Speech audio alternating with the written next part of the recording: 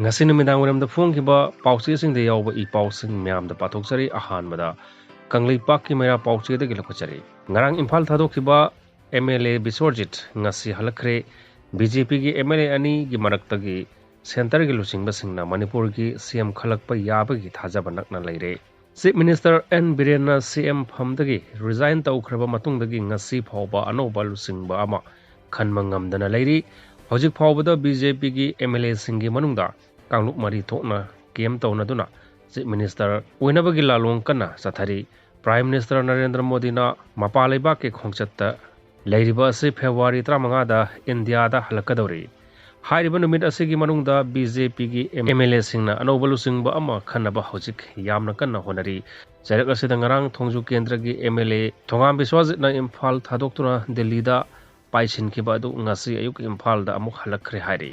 maki khongchat asi center gi lusingba singna korokpadagi chatkribra natragana maranai oiba thapaki damakta chalibra haiba dudi sapchaba maram khangmangamdri pausi asina phangma paugi matung inadi thongam biswajit ngarang numidang pung manga helakpada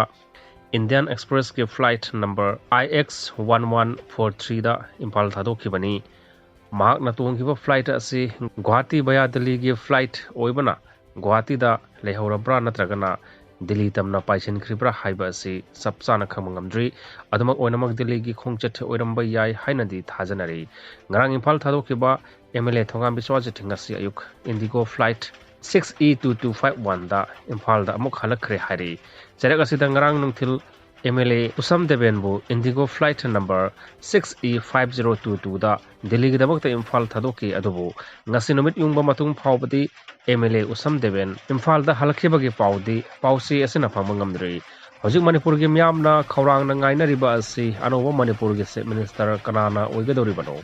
hojik kangluk mari thokna kem tawduna MLA masing yamna thomjinba tanaduna anoba Chief Minister oinaba honariba sing asigi marakta kanabu Chief Minister oina khalakadagi haiba adu khangmangamdri adubu center gi lusingba singnadi Chief Minister phamdagi resign tawkhraba N Birena tana BJP gi MLA ani gi marakta anoba Chief Minister oina khalakpa yabagi thajaba yamna wangna lei thabak asi Prime Minister Narendra Modi na mapalaiba ki khongchat February gi 35 da Delhi da thungnaraba matungda thabak oina pangthoklagadra haiba adu yamna nakna lei Bharat lainga ki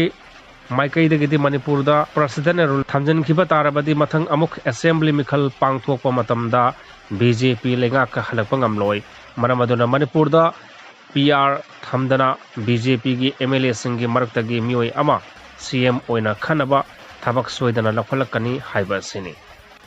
makhataba paujel pauche de gilakchari state aseda Aranba maongda mobile sim card issue tawbagi damakta legal action lawkhalagani police na hairi Imphal is Porompat police station na sasinaba ming sejanaduna amadi masa khangdaba singi mioi sejanaduna activate tawraba mobile sim card yoliba singi mathakta FIR sing register tawkhre hari official oiba pau amagi matung inna hairiba activate tawraba sim card sing asi maru oina anti social oiba amadi underground singna namna sejanaduna misam yamda namduna sen khai thumkhai tawba amadi